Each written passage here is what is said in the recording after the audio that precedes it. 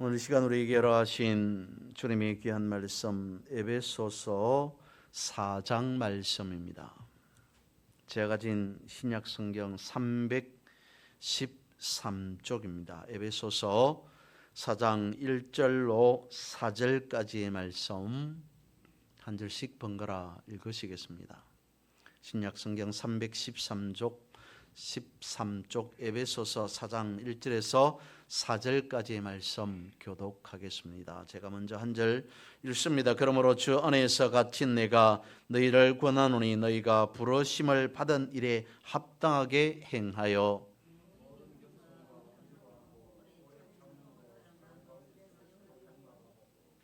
평안에 매는 줄로 성령이 하나 되게 하신 것을 힘써 지키라.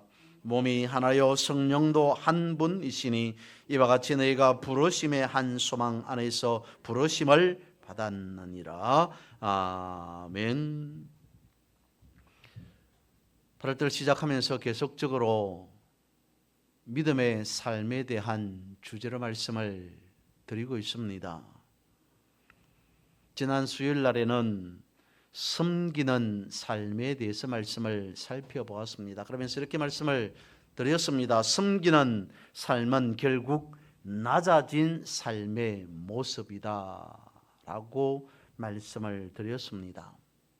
그렇다면 오늘 본문의 말씀을 가지고 또한 제목을 가지고 살펴보았을 때에 낮아진 자로서의 삶의 모습은 무엇이겠습니까? 다름 아닌 부르심에 합당한 삶을 살아가는 것, 부르심에 합당한 삶을 살아가는 자의 모습이 섬기는 자의 모습이고 낮아진 자로서의 삶의 자세 모습이다라고 말할 수 있을 것 같습니다.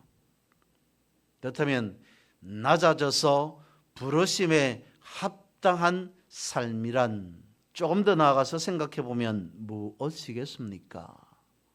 세상적으로 높아지는 것을 생각하고 욕심내는 것이 아닌 오히려 주님 앞으로 나와서 말씀에 엎드리는 자, 늘 언제나 말씀과 가까이 하면서 살아가는 자. 그래서 말씀과 가까이 함으로 말씀에 닮아 있는 자, 말씀과 닮은 모습을 가지고 살아가는 자가 부르심에 합당한 자가 아닐까 생각해 봅니다. 오늘 우리가 읽은 이 에베소 4장의 말씀은 하나됨을 강조하는 말씀입니다. 그것도 다름 아닌 교회 공동체로서 하나됨을 말씀하고 있습니다. 그래서 이것을 가지고 먼저 첫 번째 우리가 살펴볼 것은 우리는 교회로서 세우기 위한 부름받은 자라는 겁니다. 교회로서 세우기 위한 부름받은 자가 우리라면 우리는 어떻다는 겁니까? 예수님께서 이렇게 말씀하십니다. 나는 목자이다. 나는 선한 목자니 그리고 너희는 양이니. 누구든지 목자의 음성, 주님의 음성을 듣고 따라오는 그 사람이 내가 아끼고 사랑하는 양이다. 나의 사랑받는, 내가 사랑하는 양이라 말씀하십니다. 그러면 주님께서 양을 어디로 인도하신다는 겁니까? 푸른 초장으로 인도하시죠. 그리고는 풍성한 꿀을 먹을 수 있도록 하십니다. 이것이 부르심에 합당한 모습이라는 거죠. 주님 보시기에 합당한 모습이기에 곧 부르심에 합당한 자로서의 삶 혹은 모습이라고 말씀을 드릴 수 있을 겁니다.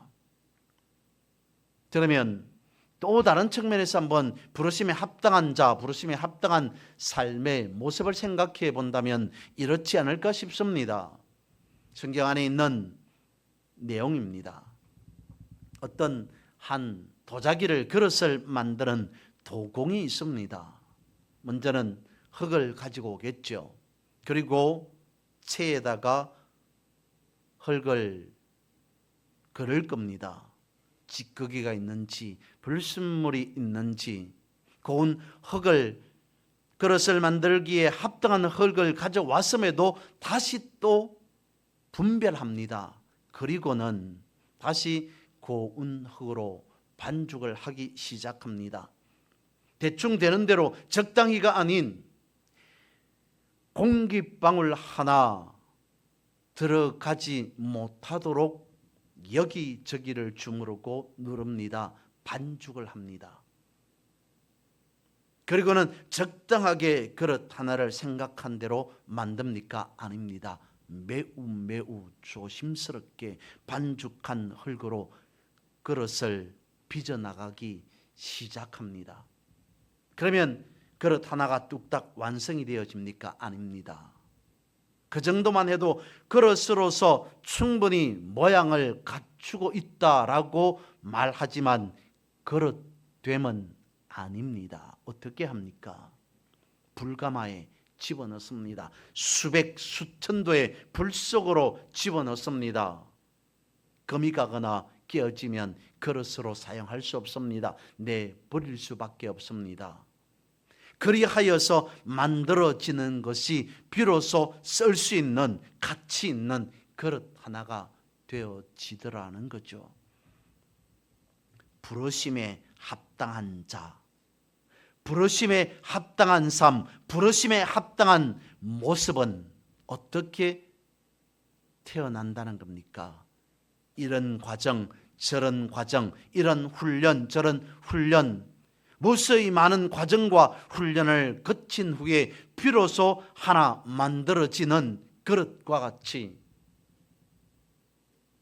부르심에 합당한 자들에게는 분명히 과정이, 훈련이 필수적으로 따를 수밖에 없다는 거죠.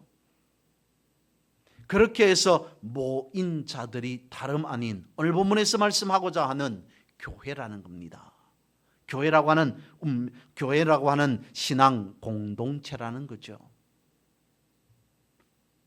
그래서 그런 자들의 삶의 면면 모습을 보고 성경에서는 이와 같이 말씀하고 있습니다. 새 사람 혹은 새 피조물이라고 말합니다. 여러 가지 많은 무수한 어려움들을, 환경들을, 훈련들을 이기고 비로소 도공이 제대로 된 그릇이다 라고 인정하는 것과 같이 그런 과정을 거치고 모이고 또 모인 자들이 신앙 공동체 내지는 교회 공동체라는 거죠. 그것을 오늘 본문에서는 이렇게 부르고 있습니다. 부르심에 합당한 자라고 부르고 있다는 겁니다. 그래서 부르심에 합당한 자는 부르심에 합당한 생활을 하게 되겠죠.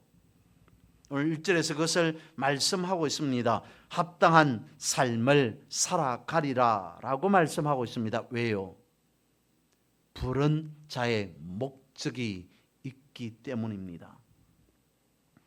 아놀드라고 하는 학자가 부르심이라고 하는 것에 대해서 이렇게 말합니다. 이 부르심은 하나님과 바른 관계를 맺으라는 하나님의 초청 혹은 소환입니다. 하나님은 아브라함과 이스라엘을 자기 백성이 되도록 부르신 것과 마찬가지로 계속해서 사람들이 그분과 가까이 관계를 맺도록 부르고 계십니다 라고 말합니다. 부르심 안에는 무엇이 있다고 볼 수 있습니까? 하나님과의 바른 관계, 하나님과의 관계 맺음, 그것이 부르심 안에 중요한 부분을 차지하고 있다라는 겁니다. 왜요? 왜 그럴까요? 창세기에서 하나님께서 하신 역사하심 일을 보면 분명히 알 수 있습니다. 하나님께서는 말씀으로 천지를 창조하십니다. 그리고는 창조한 후에 피조물들이 그대로 흘러가도록 내버려 둔 것이 아니라 창조하신 목적대로 살아가게 하십니다. 그것이 하나님의 뜻, 하나님의 섭리이십니다. 하나님께서 우리를 부르셨습니다. 부름에 합당한 삶을 살아가도록 하시는 것이 하나님의 뜻이요, 하나님의 섭리하심이요, 하나님의 소원이라는 겁니다. 그러면 구체적으로 부르심에 합당한 생활은 무엇이라고 오늘 본문에서는 말씀하고 있는 것일까요? 2절과 3절에서 말씀하고 있습니다. 겸손이요, 온유요, 또한 뭐라고요? 오래 참음과 사랑과 그 가운데에서 나오는 용납이라고 말씀하고 있습니다. 부르심에 합당한 생활이 이와 같이 나타나고 드러난다라고 말씀하고 있습니다. 이것을 두고 우리는 쉽게 생각해 보면 우리의 신앙생활, 우리의 삶이라고 말할 수 있을 겁니다. 또 한편으로는 이런 것들을 우리는 성경에 있는 용어로 생각해 보면 그의 열매, 부름에 합당한 생활하는 자로서의 열매라고 말할 수 있습니다. 부름에 합당한 삶을 살아가면서 드러나는 열매는 무엇입니까? 조금 더 구체적으로 살펴보면 먼저 첫 번째, 겸손과 온유와 겸손이라고 말씀하고 있습니다. 이는 곧 예수 그리스도의 마음이죠. 성경에서는 이와 같이 말씀하고 있습니다. 그리스도의 마음을 품으라. 곧 예수 그리스도께서는 하나님의 본체시나 하나님과 동등됨을 취할 것으로 여기지 아니하시고 오히려 자기를 비워 어떻게 되셨다고요? 종의 형체를 가지셨다. 가장 낮은 자로서의 삶의 모습을 가지고 이 땅에 태어나셨다라고 말씀하고 있습니다. 종의 형체를 가지셨다. 온유와 겸손의 모습으로 오셨다라고 말씀하고 있습니다. 그것이 그리스도의 형상이라는 거죠. 곧 온유와 겸손을 우리가 가진다는 것이 그리스도의 마음을 가지는 것이요, 그리스도의 형상을 따라 살아가는 삶의 자세, 삶의 모습이라는 겁니다. 두 번째로 오래 참음이라고 말씀하고 있습니다. 인내죠. 오래 참음, 인내 안에는 소망이 있습니다. 소망이라고 하는 것은 아직 이루어지지 않은 어떤 일을 마음에 품고 바라보는 것, 그것이 소망 아니겠습니까?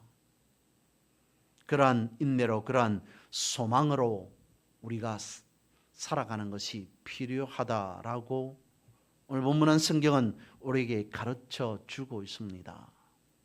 여러분, 살아가면서 우리의 삶 속에서 1이라고 하는 숫자가 얼마나 중요한지 느끼십니까? 어떠한 요리를 하기 위해서 먼저 물을 끓입니다. 물은 몇 도에서 끓습니까? 100도에서 끓습니다. 어떤 사람이 90도에서 물이 끓기를 원합니다. 100도까지 기다릴 시간이 없습니다. 하지만 아무리 90도에서 물이 끓기를 기다려도 90도에서 물이 끓지 않습니다. 아니, 1도 정도 되어 차이가 나는데 1도 정도면 그 차이를 충분하게 별 차이가 나지 않으니까 끓지 않겠는가? 99도에서 물이 끓겠습니까? 끓지 않습니다. 100도가 되어야만이 물이 끓기 시작합니다. 1도 차이에서 물이 끓느냐 그렇지 않느냐의 차이는 확연하게 나타납니다. 달리기 선수가 있습니다. 마지막 결승점의 꼬린점에 어떤 사람이 그 사람보다 자기보다 0.1초 차이로 먼저 앞서갔습니다. 두 번째로 들어간 사람이 심판을 찾아가서 말합니다. 내가 앞선 사람보다 1초도 아닌 0.1초 차이 났습니다. 나도 1등으로 해 주십시오.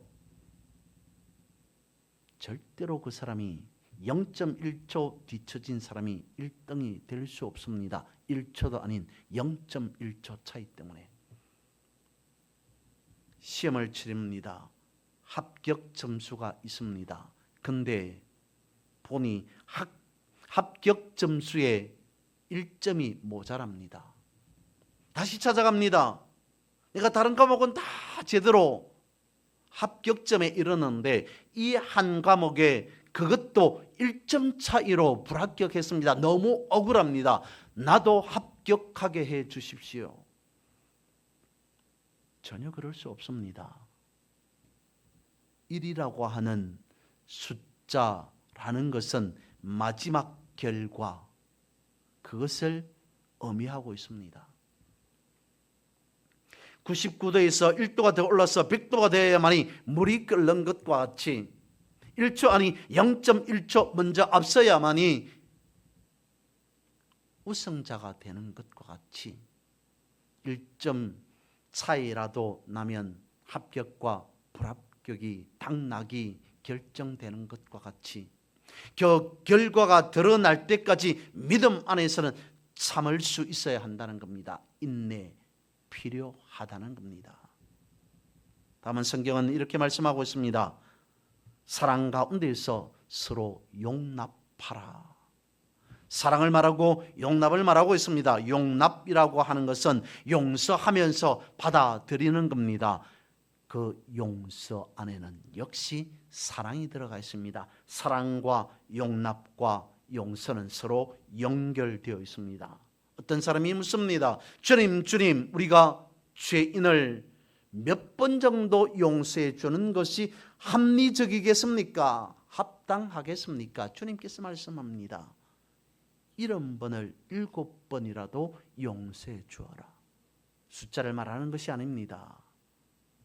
사랑하고 용서하고 용납함으로 가져야 되는 포용력, 믿음 안에서 가져야 되는 사랑의 범위, 용서의 범위, 용납의 범위가 어떠해야 되는가를 그와 같이 주님은 말씀하셨습니다. 그러므로 예수 그리스도는 곧 용서의 본체시다라고 할 수 있을 겁니다. 이어서 성경은 오늘 본문은 이와 같이 말씀하고 있습니다. 평안에 매는 줄로 성령께서 하나 되게 하신 것을 힘써 지키라 하나라는 것을 말씀하고 있습니다. 교회라고 하는 것을 한번 생각해 봅니다. 교회라고 하는 것이 무엇이겠습니까? 서로 희생하고 봉사하고 도와주고 충성하면서 살아가는 성도의 생활, 그것을 두고 교회라고 말할 수 있습니다. 오늘 본문에서 이 모든 것을 말하는 연유는 무엇이겠습니까? 한 분 성령 안에서 살아가고 있기 때문이다라는 겁니다. 한 분 성령 안에서 우리는 다른 것도 아닌 한 소망 안에서 살아가도록 하기 위해 부르셨다라고 말씀하고 있기 때문이죠. 왜 그렇습니까? 성령께서 우리 안에 계심으로 우리는 비로소 성전이 될 수 있었습니다. 교회가 될 수 있었습니다.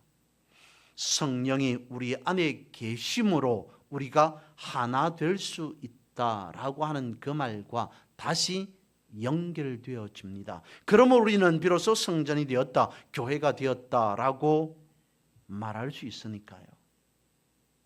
그러니까 성전된 우리가 성령과 하나 되지 못하고 믿음 안에서 하나 되지 못하고 계속 죄를 짓고 있습니다. 죄의 된 생활을 반복하고 있습니다. 성령을 소멸할 수밖에 없을 겁니다. 성령의 인도함을 받는 삶을 살 수 없게 되어진다는 겁니다. 개인뿐만 아니라 교회도 마찬가지게 되겠죠. 교회 안에서 성령으로 하나 되어져야 하는 것, 그것이 교회의 이유, 목적임에도 그렇지 않습니다. 너무도 지나치게 인본주의적인 모습이 보입니다. 세상적이고 육적인 어떤 모습이 부각되어집니다. 그를 두고 어찌 교회라고 말할 수 있겠습니까? 성령 안에서 하나 됨, 그것을 벗어났기 때문이겠죠. 그러므로 우리는 성령 안에서 하나 되도록 부름 받은 자들입니다. 오늘 본문의 말씀을 보면 사실 성경에서 말하고 있는 성령의 9가지 열매에 대한 일부분임을 알 수 있습니다. 분명히 이것은 성령의 열매라고 성경은 우리에게 가르쳐주고 있습니다. 곧 다시 말씀을 드리면 우리가 가지고 있는 어떤 본성으로 이런 열매를 맺을 수 없다는 겁니다. 우리의 노력으로, 우리의 어떤 정신으로 이러한 열매가 맺혀지지 않는다. 무엇으로요? 예수 그리스도의 보혈로 말미암아야 한다라는 것을 오늘 본문에서는 포함하고 있는 것이죠. 예수 그리스도의 보혈로 거듭나야만이 그래서 맺는 열매가, 그래서 맺는 부르심에 합당한 삶이 진짜 열매이다라고 가르쳐주고 있습니다. 이를 두고 부르심에 합당한 열매, 부르심에 합당한 삶이라고 말할 수 있을 겁니다. 본문은 성도에게 맞는 삶의 양식에 대해서 말씀해 주고 있습니다. 이 기준에 적합한 삶을 살아감으로 날마다 승리의 삶을 살아가는 그런 여러분 모두 되시기를 주님의 이름으로 선포하고 축복합니다.